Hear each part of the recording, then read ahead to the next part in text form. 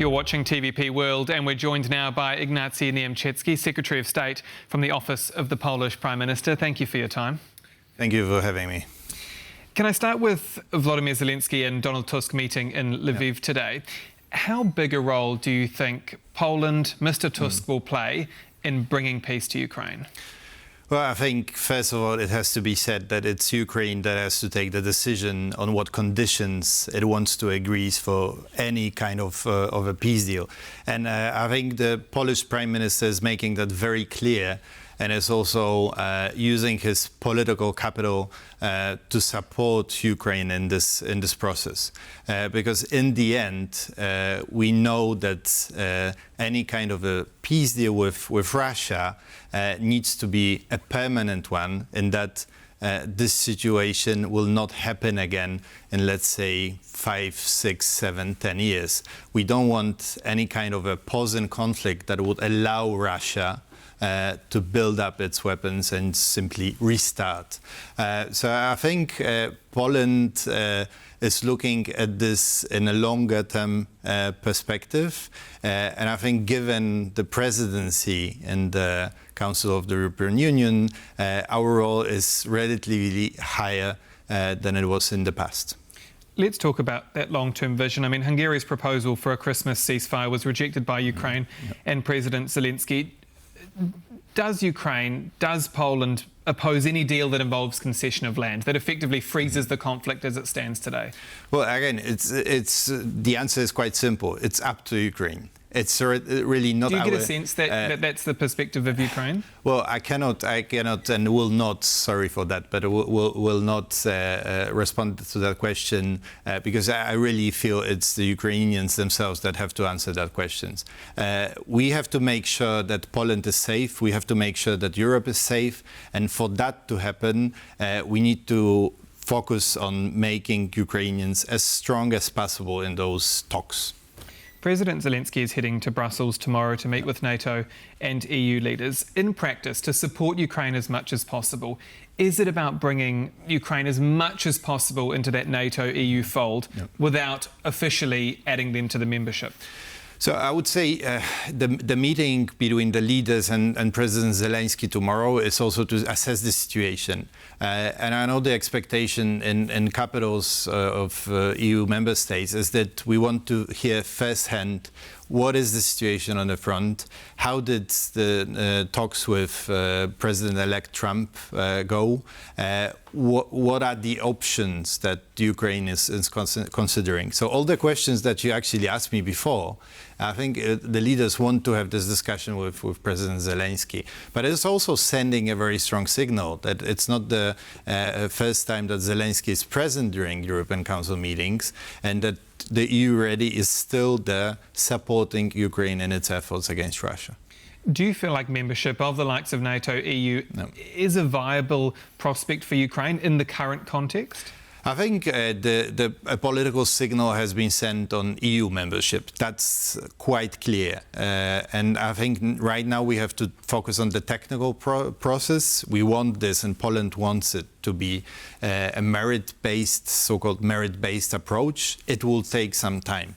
But the signal was very strong. At some point in time, Ukraine will join the EU. So on that, I'm certain that at one point Ukraine will join the EU. On NATO, I think it's a very different question, and I think right now we should focus mostly on EU membership, because there's actually a technical progress that is possible, whereas on NATO this would be difficult with the position of some states and NATO states.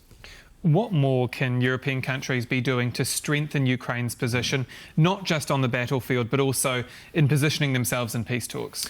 So I think Ukraine needs to be in a situation where it's sure of the support that it will get. So let's assume that the policy of the new US administration changes. So Ukraine needs to be sure that they will still get the funding, that they will still get the ammunition, that they will still get all the support that they did in the past. And this will make the position, the leverage during the talks stronger. And that's the role of the EU. That's how I see it. Is that peacekeeping mission for Ukraine still on the table? That idea that some troops could go into Ukraine after peace is negotiated? Countries bordering Russia and Ukraine, like Poland, have been a bit cool on the idea.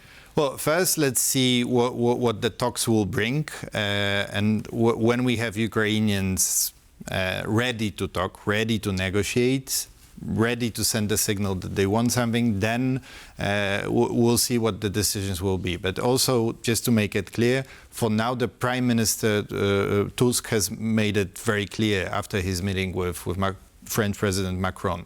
We're not at this point considering sending any kind of military physical presence to Ukraine. He did say in that same meeting, that same press conference, that it was for now. So it is still an idea on the table, but right now it's not happening. Well, at this point, we're not really discussing it. At this point, we're really focusing on the situation here and now, and even the peace talks are something in the future.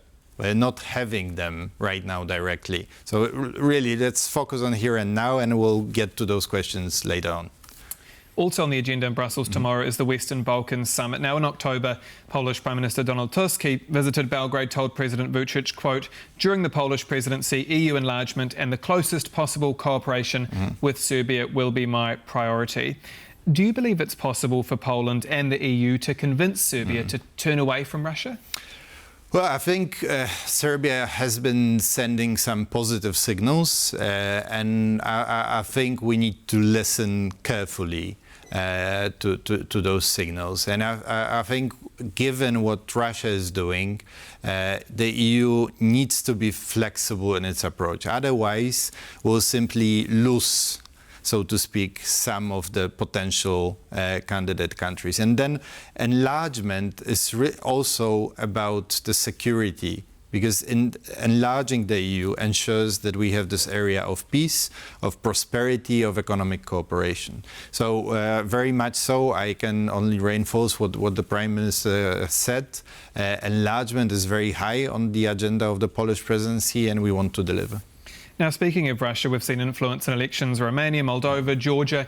Now we've heard about last year's election in Poland as well. The slogan for the EU presidency is Security Europe. On how many fronts are we fighting security challenges? So we understand security in a very broad sense, and this is also very much about the democratic resilience. And the resilience of the society includes so-called information security. So it's no secret that Russia has been trying to influence the results of the elections in Europe. In some cases, it's been quite successful, and we need to put a stop to that. That's quite clear. So right now, we want to use the presidency to have those discussions with other member states, how we can react to that. There are a number of possibilities. We need to work with social media platforms to limit the spread of disinformation, but we also want to invest more in education, in media literacy, and working with civil society organizations. All of that will create a more resilient society, a more, in a way, secure Europe. And just lastly, Poland is taking over from Hungary. Hungary and Viktor Orban faced much criticism during their term of the rotating presidency. Did Hungary let Europe down? Well, I think we need to focus on the Polish presidency, and I think one lesson, one particular lesson from the Hungarian presidency, it is that if you want to have an effective presidency, you need to be an honest broker. It's not the time to push your own agenda. It's not the time to be egoistic. And I think this is the lesson we have learned, not only from the last presidency, but from a number of presidencies in the past. And in that role, in that situation, I think Poland will be an honest broker, even though it's quite clear on some points we do have a very strong Polish perspective. Was Hungary an honest broker? No comment. Thank you for your time. Ignacy Niemczycki, Secretary of State from the Office of the Prime Minister. Really appreciate it. Thank you. And thank you for watching this exclusive interview here on TVP World. Do stay with us. Goodbye for now.